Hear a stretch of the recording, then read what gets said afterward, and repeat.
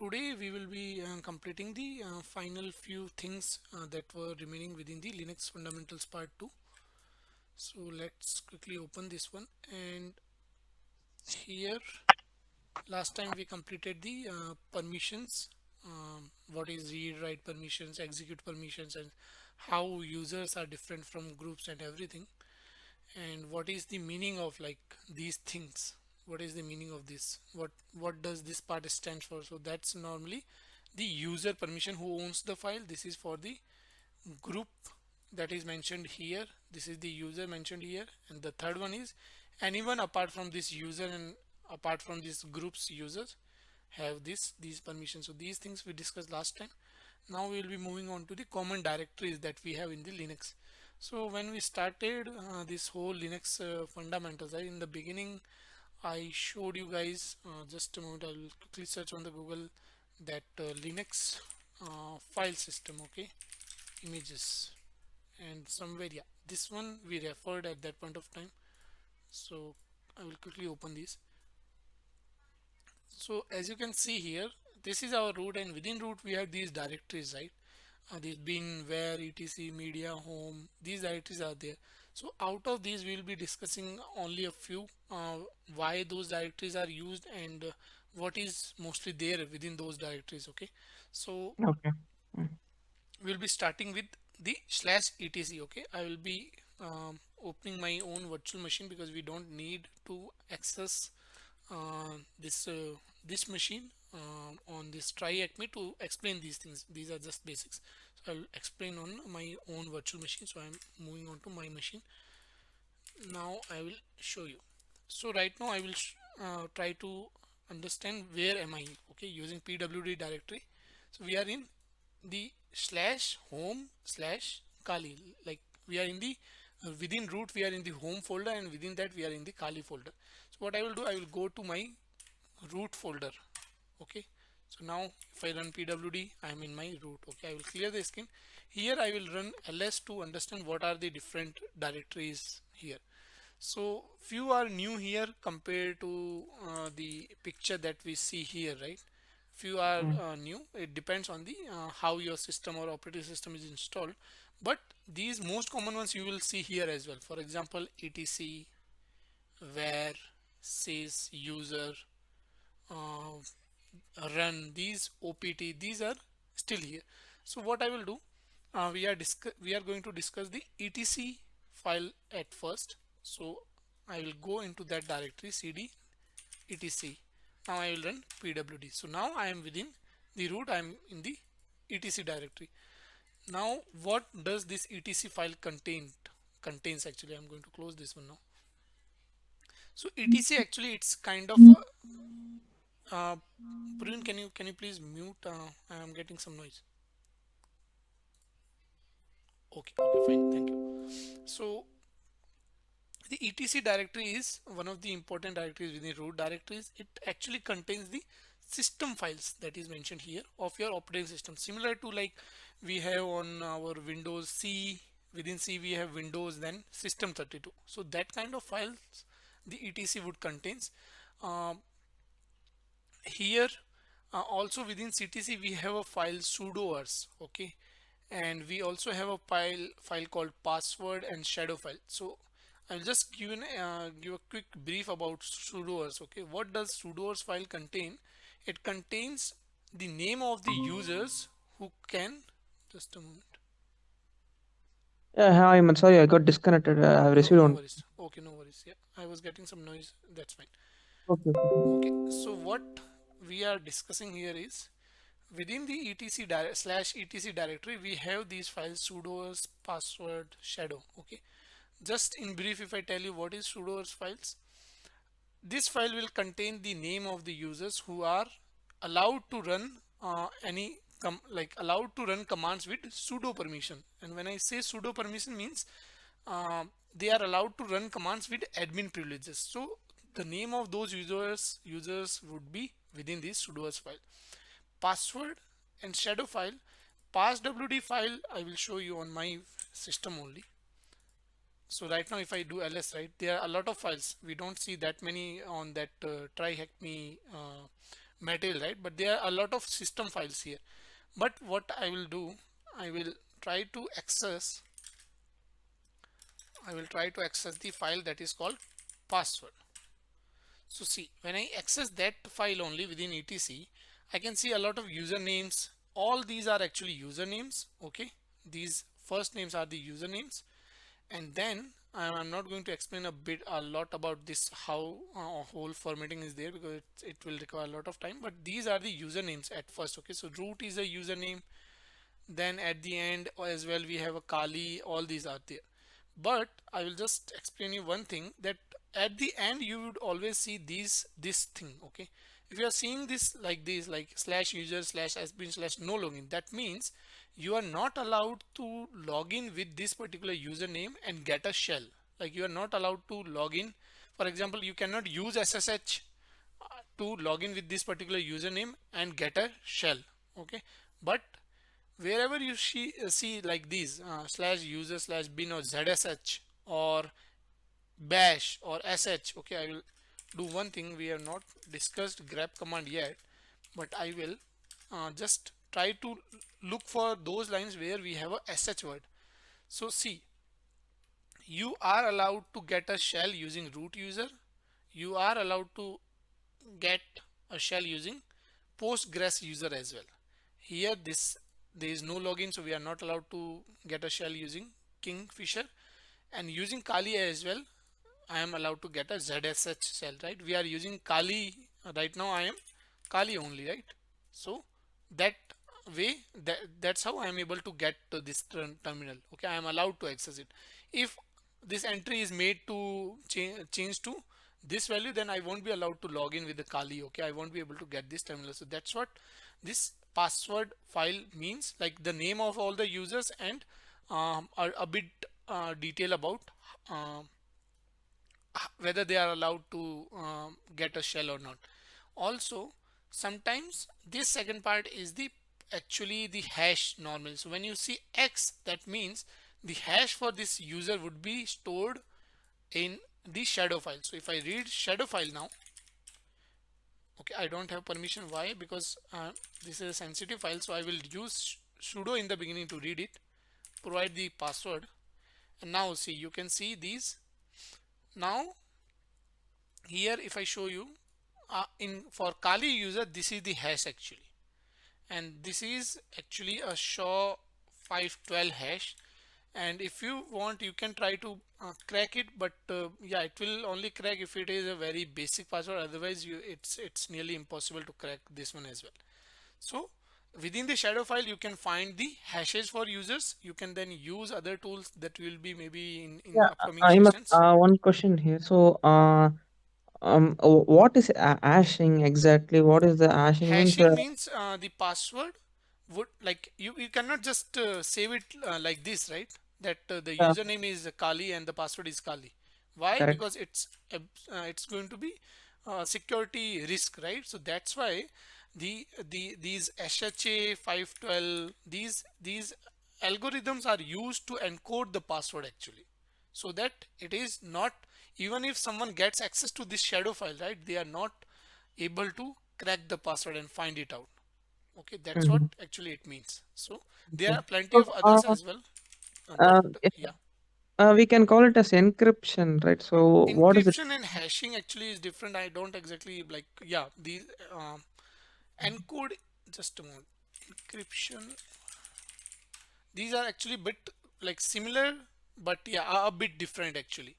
So they Mhm. are different encryption algorithms, same way different hashing as well. Okay, so just a moment. Yeah,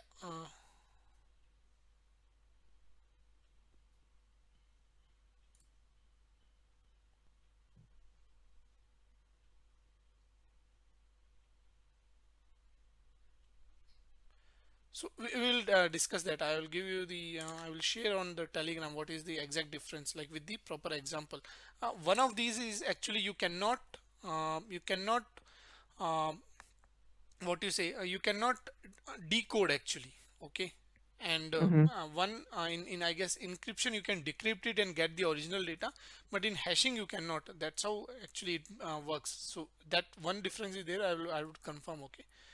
So Okay. yeah, so these files I told you sudoers as well will try to read. Okay, now it's saying I don't have permission, so I will use sudo at the in the beginning. So here as well, this actually contains which user can run what exactly. So here as you can see, the root user is allowed to run all, like this is a particular syntax, so he can run everything. Similarly, if other sudo users are there, you can like mention what commands they are allowed to run as a sudo user. Okay, so that's how you can utilize sudos as well. So you should be always looking for these files whenever you gain access to some machine. Definitely the first thing you should be doing, you should be looking into the etc directory /etc directory and checking out these files. Okay, if you are allowed to access this shadow file, right, and you are allowed to access this password file, so combining both of these you can try to use some tools to crack the password. Okay, so that's one of the things that you can always try when you are performing a PT on a particular machine. Okay, so the this etc file actually contains the system files. Okay, and we discussed about these three files: sudoers, password, and shadow. Now coming on to /var. Okay, that's var actually stands for variable only, which means that it will contain the data that is accessed by different applications or different services. For example, Apache service or some other services like which is running a server or a website server on your Kali machine, right? Or other applications as well who needs to store data in variables, like kind of like that. For example, you want to you have a Apache website server, okay, and you want to store your logs. Okay, then you are going to store those logs within this particular directory. Okay, I will show you on my machine that where exactly those logs are stored. We'll go one step back because right now we are in the /etc. We want to go into /var. I can go back and then I can go to where like this, or if I am within /etc, I can directly move to the where as well by providing the full path.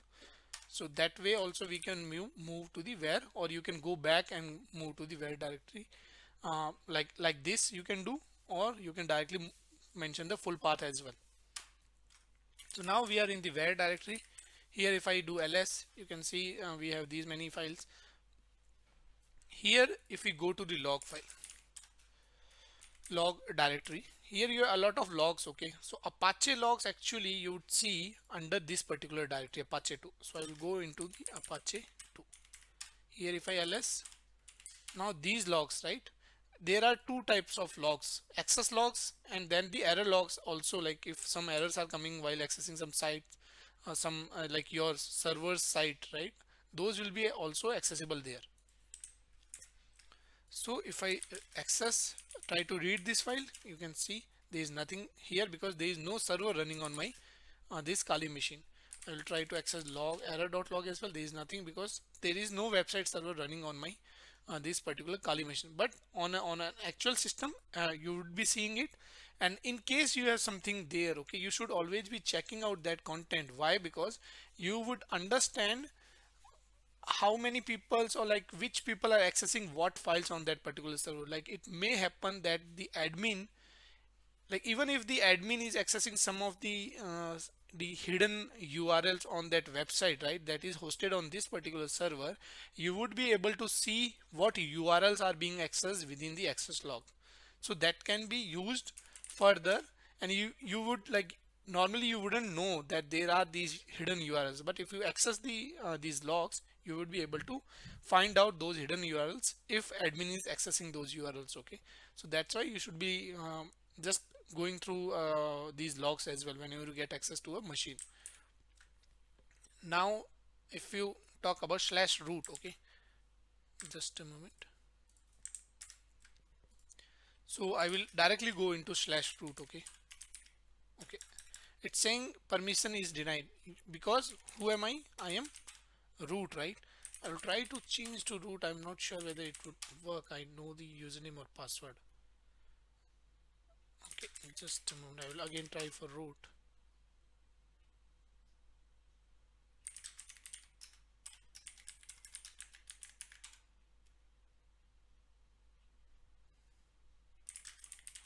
Okay.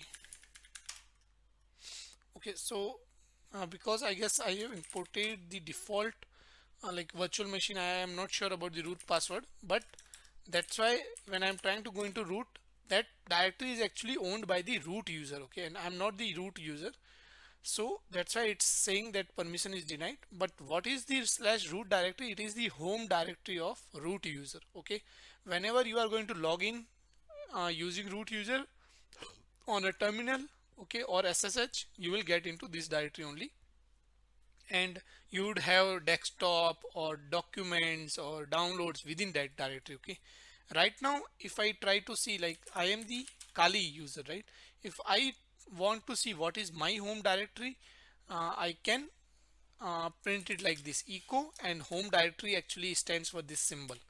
So my home directory is within the root symbol. Okay, home then Kali. Okay, that is my root directory. Now slash root is different thing. Okay, this is the top of the hierarchy. Within that there is a root folder. Okay, that is the home directory for this particular for the root user. Okay, I will show you. If we move to the slash, okay, like to the top of the file system, and here if I ls, right, you can see that we have root here. Like I will show you what are the permissions for that particular directory. So for root, you can see that the user is root, also the group is root. Okay, and who is allowed to read, write, or execute that? Only the root user, right? The other permissions are set as null, means no other user can access, read, or write to this particular directory. That's why we are not allowed to log in, sorry, move to this directory until unless we become the root. Okay, so that's the home directory. Within slash we have a root directory, which is the home directory for the root user. Okay, and the user, like root users, desktop, documents, downloads would be there. Now the final directory that we, like I also told you guys earlier that mostly I use, that is slash temp. This is a temporary directory. So whenever you want to store some data temporarily, like you don't Ahmed, you want, one question here. So, is it not possible that we cannot access this root directory, or we I we we, we forget this definitely password? can, but we have to first, just a moment, to see, to do that. I'm telling you, right, you are allowed to access this because read, like from, if you want to read anything from this directory, you are supposed to be root. Why? Because the root here, this first section stands for the user, right? So only this user is allowed to read, write, and execute. So if you want to read from that, you have to first become the root using su space root. Now it's asking me the password. I don't exactly remember that. That's why if I become the root user using Yeah, switch yeah, okay. user, I'll That's be my question. You forgot your password, right? So that only you right, cannot be right. able to So access. Okay, once I okay, fine, become fine. the root and I confirm that in the whoami I'm getting root, right, as the user, then if I am going to do cd space slash root, I would be able to access that particular directory. Right now Okay, why okay. we are not able to access? Because you can directly see that, right, this is the root directory, this is the directory, right, and the permissions on this one is, the first section stands for the user. So this user only can read, write, execute.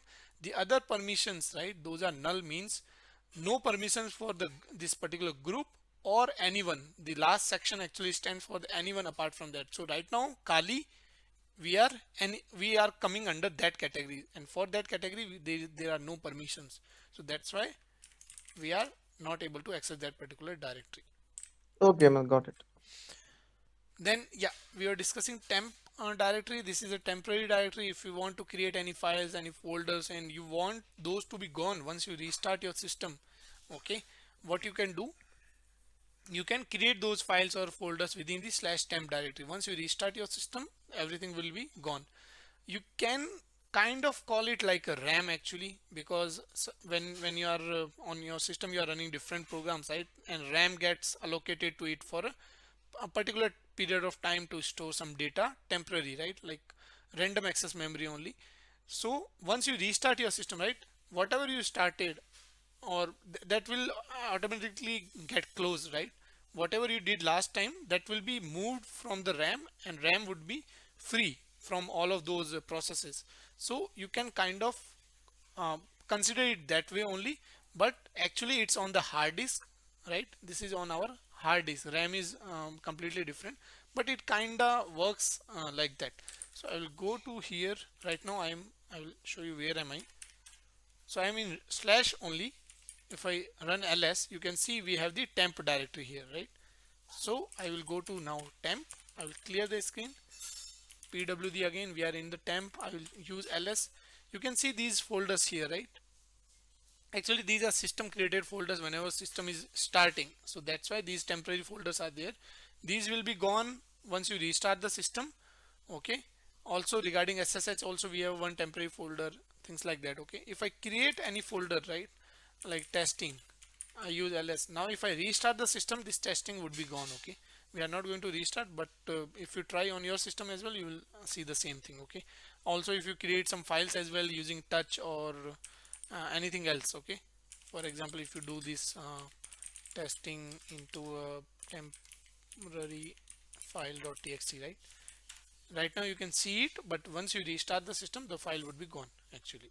So that's how you can use the temp directory to create anything that you don't want once you restart the system. Okay, now we'll quickly answer these few questions. What is the directory path that would expect logs to be stored in, right? So I told you within the where directory, we went to a directory called log, and there you would be able to find all the logs related to any services or applications. So we specifically looked for Apache logs, but it could be related to anything, like even if SSH connection is being done, right, those logs also you can find there. So yeah, that is the directory where you find the logs. What root directory is similar to RAM on a computer? So that one we already Temp. discussed, temp, right? So actually these all directories are also called root directories as well, kind of, because these are within this slash. So these are like the top of the chain directories. So that's why these are also called root directories. Okay, just for information. Name the home directory for the root user. So that was our slash root. For Kali, it was slash home slash Kali, right? It could be different on other operating systems. For Ubuntu, it could be like slash home slash Ubuntu, like that. Okay, it could be different on different Linux systems. It doesn't have to be same. Now this one will just complete, and this is just the basics, like what did we learn about SSH, how to connect using SSH, what are the flags and switches, some common commands to interact with the file systems, creation of folders, files, how to copy and move the files, like that, what are the file permissions, right? And then at last, what are the root directories that we just discussed. Okay, so this one I already completed.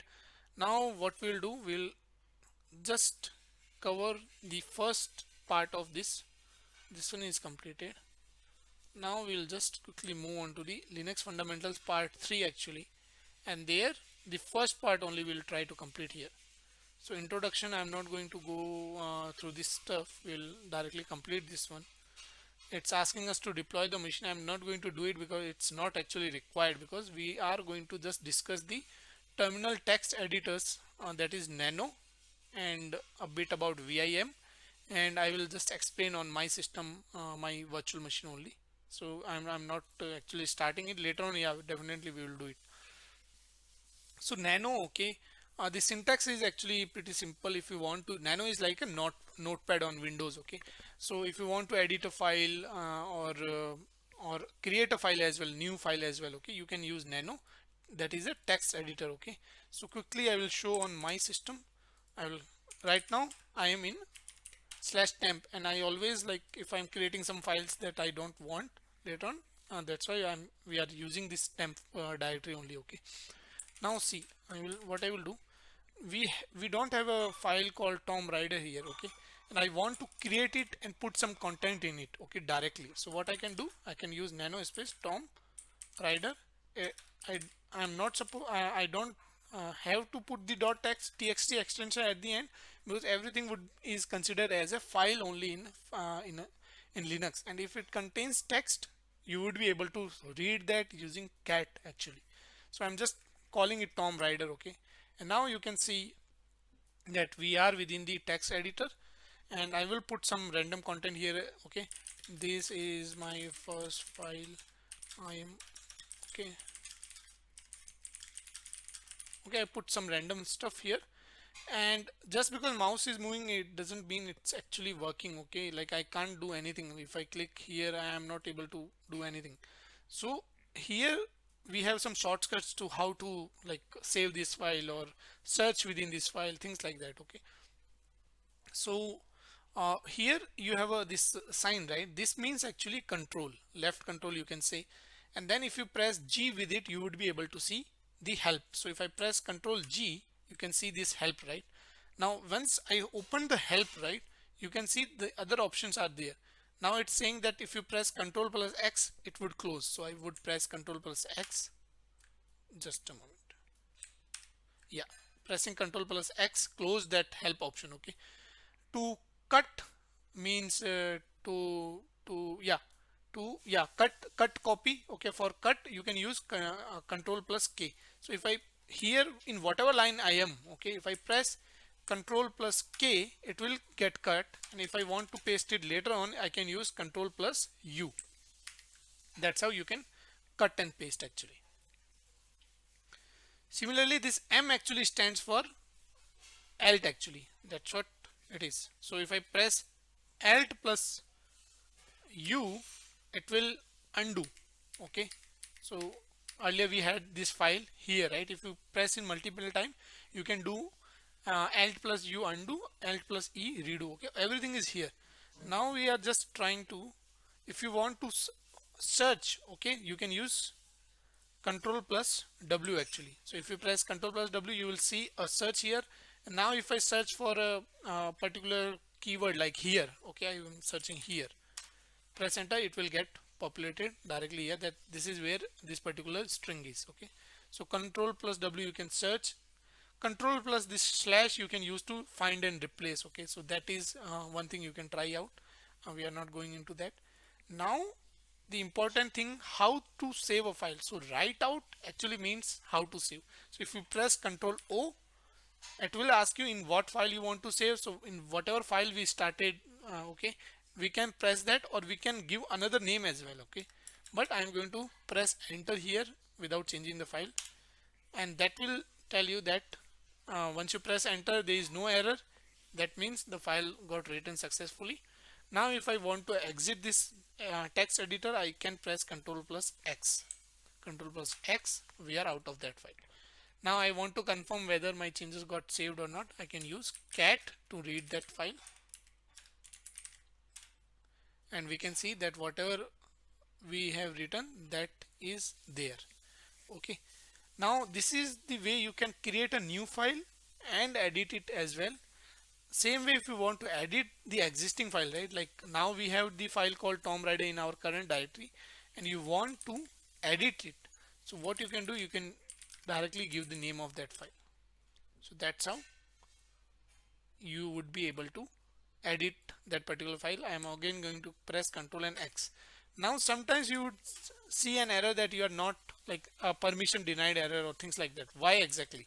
See, I will show you. ls space -l if I run for Tom Rider, okay. Tom Rider, the owned by Kali user, also owned by the group Kali, okay.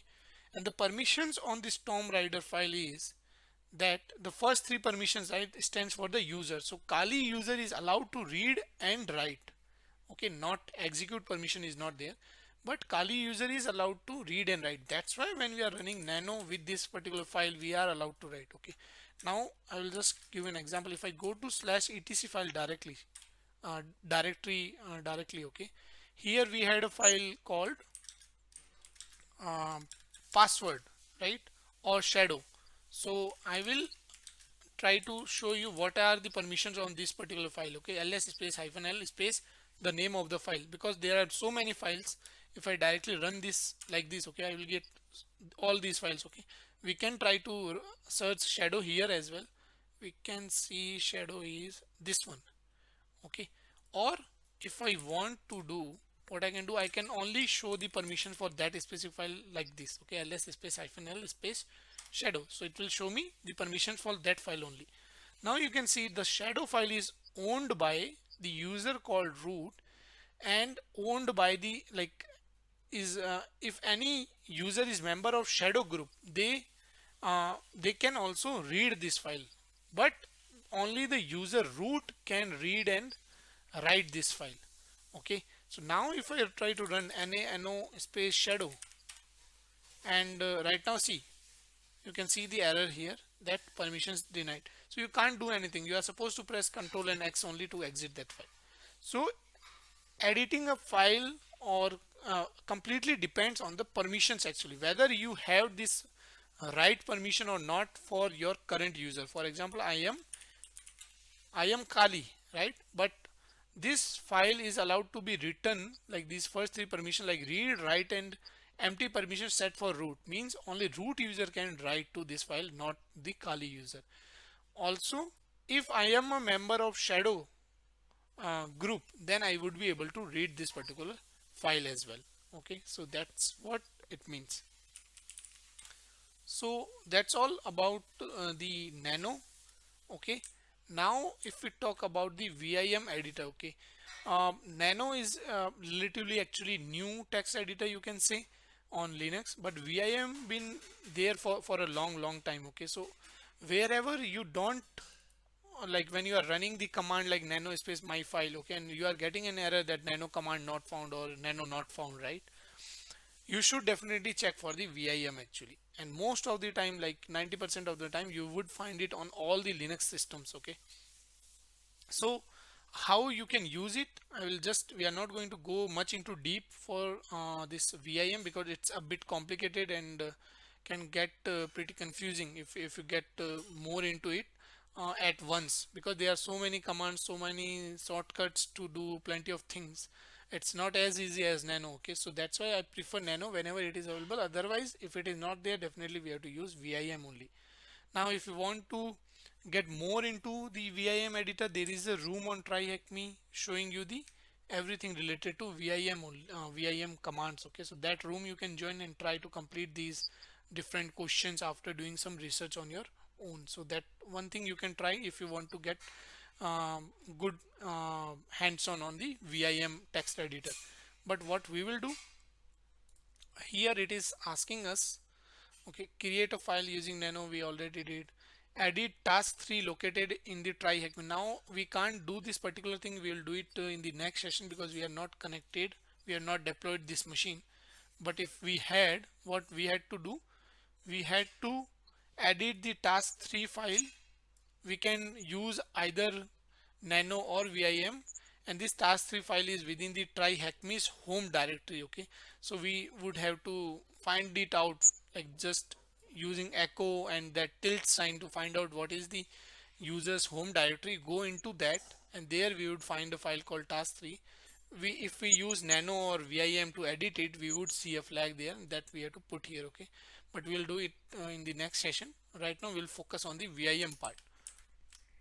Now suppose you are using vim. Okay, so if I use vim hyphen help, okay, there are plenty of syntax you can see. So simply if you use vim space file name, okay, it will allow you to edit a particular file.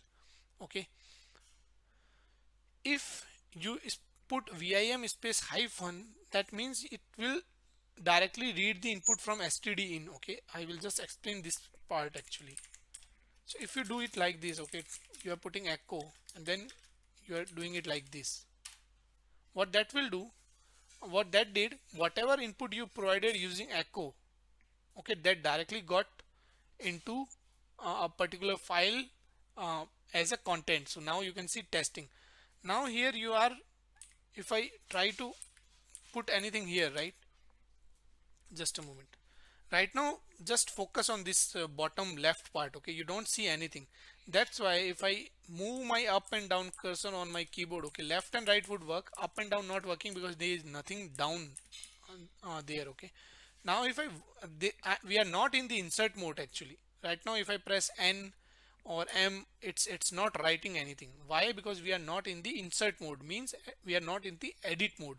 To get into the edit mode, you can simply use I on the keyboard, and once you press the I button, you will see that the insert mode is on. Now if you write anything, okay, like this is how we got into insert mode. Now if we are done, you can press enter as well, okay, to okay. And after putting whatever you want to, okay, if you want to get out of edit mode, okay, you have to get out of it if you want to save this file. So you have to press, okay, press escape button to get out of insert mode, okay.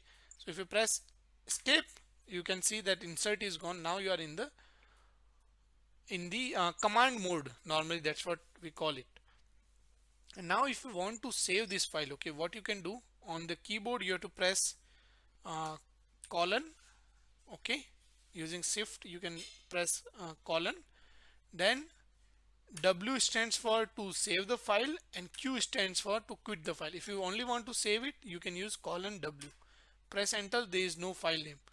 uh, just a moment, because when we created it, right, we directly took the input from the uh, what you call it, from the terminal itself, like using echo, right.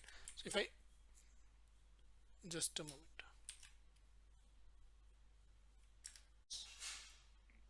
so right now what I will do, I will go to temp directory again, and if I want to create a file, just forget that input part, okay.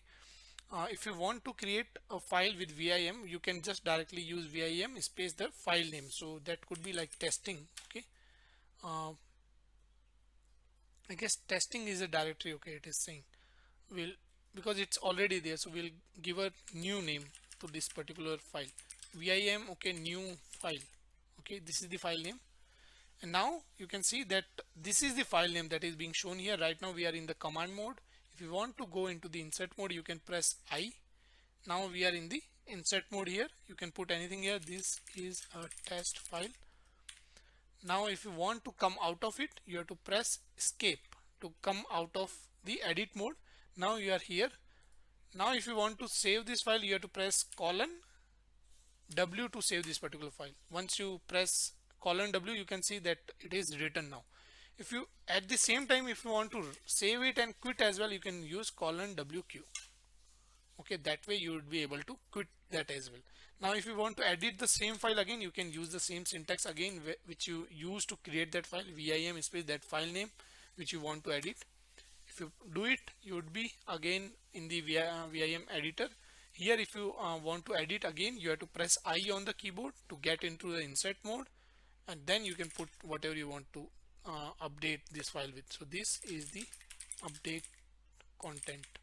Again come out of it using escape, press colon WQ to save this file and exit as well. Now if I read using cat, you would be able to see, oh, just a moment, cat new file. So we can see that's how you can use vim to create a new file, put some content and save it. Also you can use it to edit a file as well and save it as well. So yeah, that's all about today.